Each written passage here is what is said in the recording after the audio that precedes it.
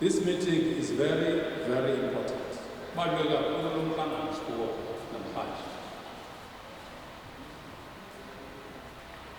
Ngoba uqala le meeting iBuffalo City izisa umasipala ebantwini, bringing the municipality to the people to engage in what we call the rules and standing orders of council. Inkqubo esiqhuba ngayo phaya masipala xa sithobele intanethi.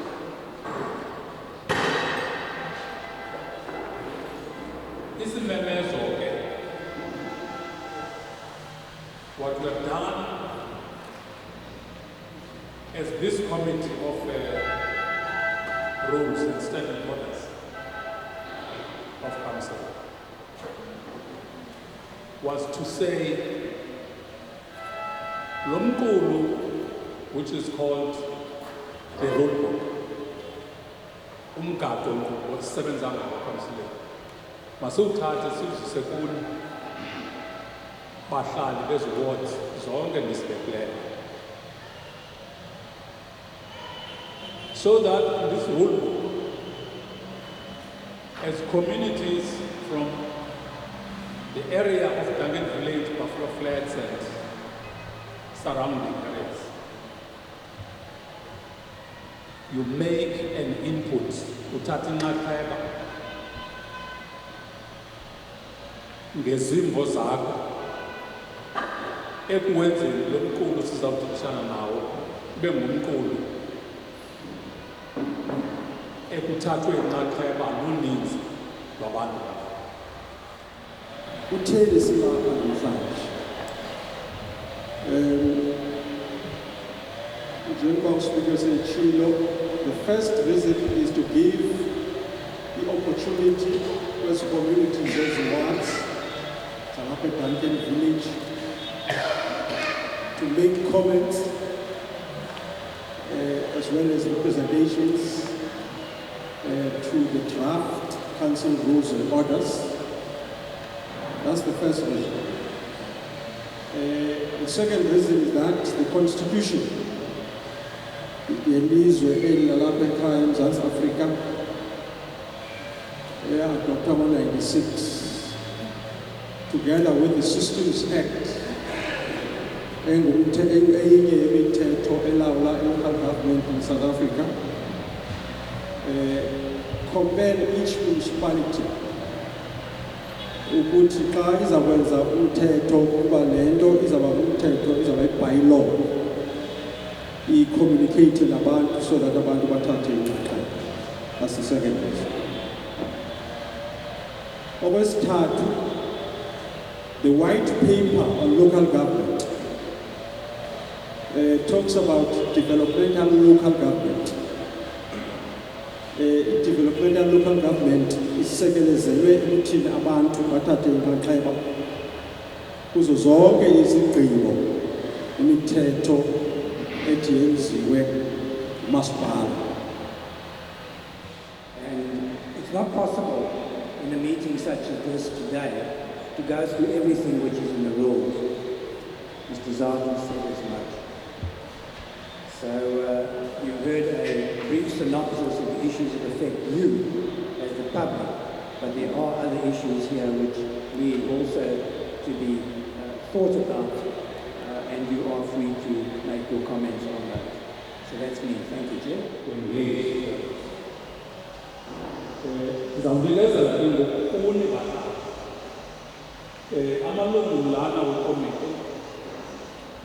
At a particular stage, when you are done with the questions and comments, they will respond to the questions, they will elaborate on the presentation. Just be free and say anything that you want to say in relation to the amendment of rules and standards.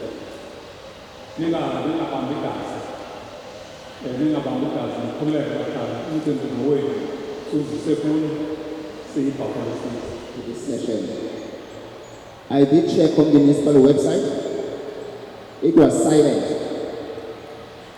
There's nothing on council agenda or upcoming events talking about this session for me to be present today here.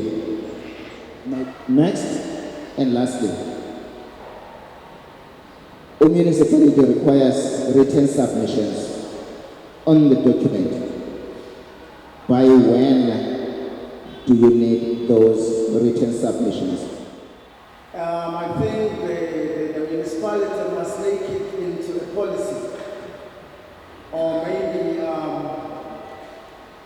mandate that there should be public meetings or community meetings convened by the ward council to go through this document prior coming into this meeting, so that we are all prepared on what is to be discussed or contributed by us as public.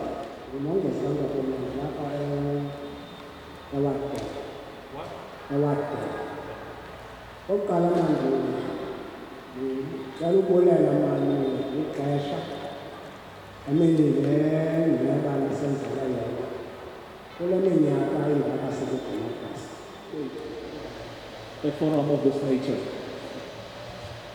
that our municipality has opened for us, because the engagement of the public is very, very important. Without our participation as communities, it is difficult for us to be obedient to those rules. And so, being educated is key. One of the cries that I have in my heart is the location of the venues. Mr. Chair is very concerned. I'm Sadi Hamid of Ward 10.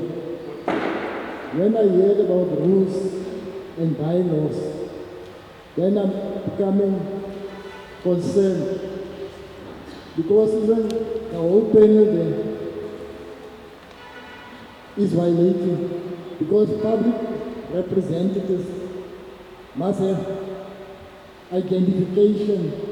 We as the residents of this buffalo, we only feel the pinch of that we are living on the metro when it comes to us as ratepayers to pay every municipality.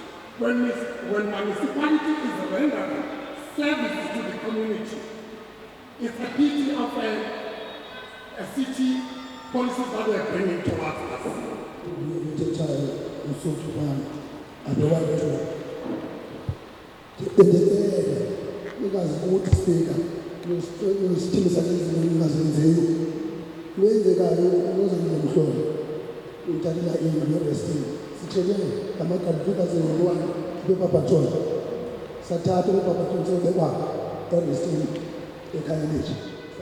Kodwa in the same breath again, ndiyavumelana nesasithethi bandibambe kakhe uMr Nkoyiya waba 46 ne esithi no kuyanyanzeleka iphinde ibe khona into ekuthiwa yi-word based information section prior to basihlale sizokwenza ke le public awareness about the amendment rules.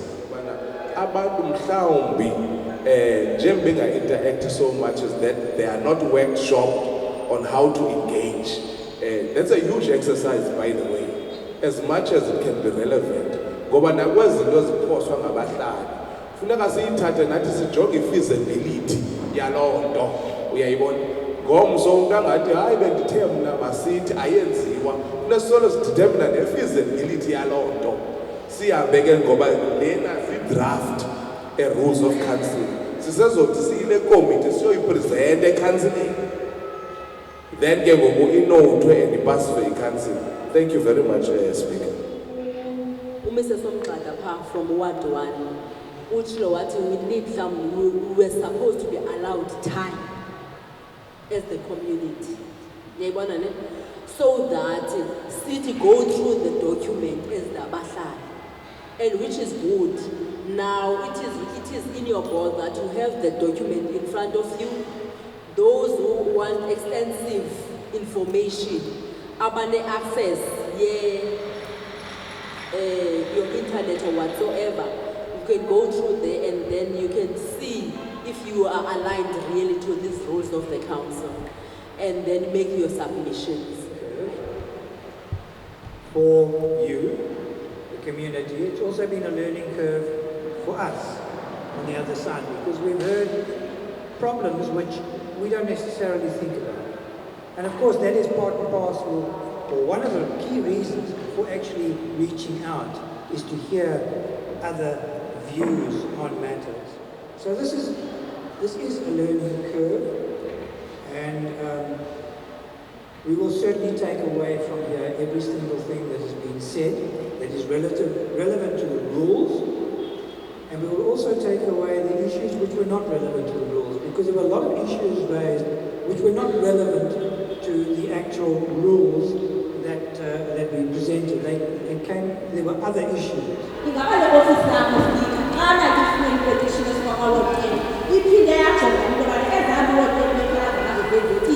And the time frame, it is not late. And fully get we are in fact, it's never petition the office, every dollar is a single one day, everything like a paper was up to date. See, there's the office in government, the office in government, the office in government, but I tell you, it's a time in a line, I say, La area wa izikazayo sikukasimuza ukuthi itraka masipala sizoba kuchika thina andaze nalithanda itraka masipala kodwa lithumbasana kufanele umasipala unetraka ezawukwazi ungena kangancane ikwazi ukuthi ukukhulu ufika njengokuthi kwi-account zabantu abangancane kukho leyo mitho lontukhulu ndingayazi bangathi umasipala ngakunyaniseni nake ngoko ongathatha atshaje inkukulu ebuthiweyo kwangancane isagqokengenayo hlakhe engenayo. Siyacela into yokubana umasipala abe ngurhulumente osondele kuthi asondele kuthi abe zindlela asize kasiphethayo. Ndiyacela ulungise laa nto yebhili e-abnormal ibhili le nto ngazange umnike yona because ekupheleni kosuku we can say singasabe soba ngumasipala kuba umasipala azange ayenze abantu ababengazinkwezo. And that is the problem we have in the great of publicity, is that there's no interpreter that's coming with to interpret, and this is not our language, and we hear and we accept, and we go away and go back to our communities, and we bring half the story, because we should pass. Thanks to the about the social media as shown about the community as Ghana. This is again like we get a say, but it's again a class by the you can play for the financial like a WhatsApp. Let's see, Mrs. Palia, I will stand up there, or Councillor Majeke will stand up, and she speaks for 10 minutes in Xhosa. And Councillor Jeff next to me doesn't understand the thing. And that has been a crowd. In this matter. And we say funds must be found to ensure that there are those facilities for everybody to follow. That is happening in the legislature. Into besizoyenza apha yi-reviewal ye-standing rules and order ze-council. And ke ngoku into ibisenzeka abantu bebenikeza i-input yabo ba yintoni into abafuna bazibone bazikhona kwizinto ezidibene ne-rules. Eyona issue ebalulekileyo yilena ibithethwa izinto ezidibene ne-petitions, because kuthiwa i-petitions mele uba ziyabhalwa zihambe ziyongena eofisini kaSpeaker. So into ebalulekileyo ngeke yaphuma apha abantu bayababuza ba ithini turnaround time, because one of the issues that they found is that it takes a very long time in order for those petitions to be responded to by those particular directorates. So they wanted to know what the actual process is, and if they're finding that they're not finding any kind of responses, what needs to be done in the interim. Ezinye issues ke ngoku eziye zafumaniseka yile nto yoba abayifumani i-access yale information, abayazi i-information bazoyifumana phi. Bacaciselwa ke uba i-information bayayifumana kwii-offices zabo zoo-ward councillor, bayakwazi uyifumana le information kwi-website, i-municipal website, but yaphinde abakho ne-suggestion uba ne-social media mayiphinde idlale indima enkulu kakhulu. Ibe khona into yoba i-information izokwazi ukufakwa phaya. Basiyayazi uba iBuffalo City inayo social media page ka-Twitter, inayo neka-Facebook. So nazo ke ngoku ezo zinto mazisetyenziswa kakhulu, abantu bazokwazi ufumana i-information. Enkosi. Silapha ke kuGompo namhlanje sihlanganise zonke iiward zakaGompo, Ward 1, Ward 2, Ward 5, Ward 6, Ward 7, Ward 8, Ward 9, Ward 10, Ward 19. Besizothetha nabahlali ke sibaxelela ngomcimbi ojongene nee-rules ze-council. Sifumene ke ebahlaleni ubana ngaba intatho inxaxheba yabo bayayamkela kakhulu ubana ngaba bathathe inxaxheba ngakumbi kwimicimbi ye-council. Sifumene nakanjalo ke nezikhalo apho khona sinyanzelekileyo uba siyikomiti sizazithatha ezinye zazo sihlale phantsi sibone ubana ngaba senza njani ukufakela le nto sithi i-amendment on the rules of council. Siyayibulela ke le nto nabahlali njengoba beyibulela uba umasipala xa esondelayo ebantwini. Yinkqubo ke urhulumente ngakumbi lo wasemakhaya wekhansile esizawuqhuba ngayo ubheka phambili uba sihlale sithetha nabantu bakuthi day to day kwizinto ezichaphazela bona kunye nebhunga eli. Sibaxelele nakanjalo ubana ngaba banelungelo lothatha inxaxheba kwiintlanganiso zebhunga, which is council meeting, kodwa ke bazikhondakthe ngendlela ethile. Besizobaxelela ke nendlela yokuzikhondaktha kwi-council meeting, nobana ngaba bekhona i-petition, indlela yokufaka i-petition. Also bayakhala ke kulo mcimbi we-petition, bathi ke siyacotha ukuphendula ngakumbi kwi-petition. Usomlomo kwebhunga ukwazile bacacisela ubana ngaba kaloku ipetition eyaka-infrastructure noba ifike kaSpeaker, uSpeaker ngo-infrastructure funeka ithathiwe isiwe ka-infrastructure, silinde ke ngoku impendulo okwala cala sizoresponda. Bayamkele ke loo nto, bayithakazelela. Nathi ke siyabulela kakhulu siyile committee ye-rules committee nakwi-BcmTv ngokunjalo. Enkosi kakhulu Mhlakazi. Namhlanje silapha eGompo Hall sidibanise iiwadi eziliqela zalapha eDuncan Village, Buffalo Flats, Parkside, Ward 10 and Ward 8 ngaphaya eVergenoeg.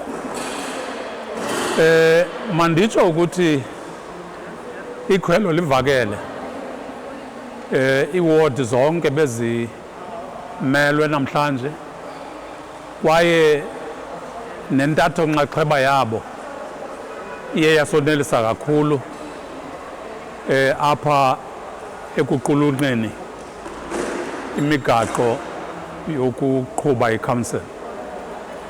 Njengabantu ke abayiqalayo le nto sifunde lukhulu namhlanje.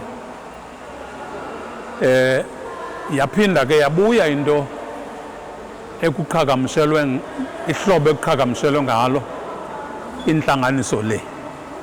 Yavela isisikhalazo banompoposho ukuthi mhlawumbi kwixesha elilandelayo kuzawufuneka ibe ngathi sinyusa ikawusi apha ekuyiqhagamsheleni, kwaye funeka sijonge nokuma oku kweward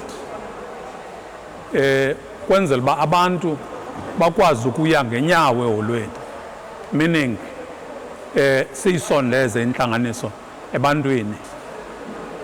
Siyithathile loo nto ngoba siyayazi uba abantu bakwa-Ward 19 for ukuzapha funeke bawele umlambo, but also basebenzisa imali eninzi. So siyithathele ingqalelo loo nto. Sathatha ingqalelo futhi nesiya kuyo ngomso eMdantsane uba iholo yakwa-NU12 ayosenta, so ingasibetha loo nto. So zizinto esizifundayo ke ezo ezibasiqhuba, kodwa umongo lo abantu abagxile kuwo namhlanje kukuba masizame phaya ekhansileni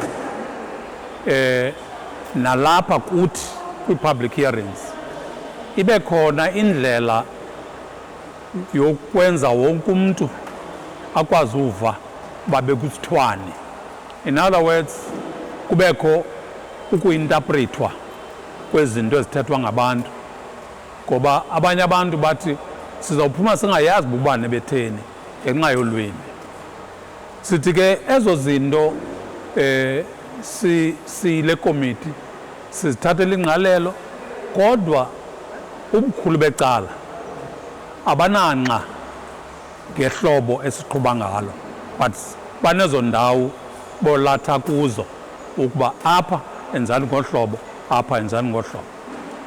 Into ebaluleke kakhulu engenye kukuba i-information yakamasipala, iinkcukacha zamaspala, noba standing rules and standing orders, incwadi le ubuqubayo, noba yeyiphi policy document nomthetho esiwuqulunqayo mawusondezwe ebantwini. In other words, each and every ward councillor's office mayibe nazo ezi documents.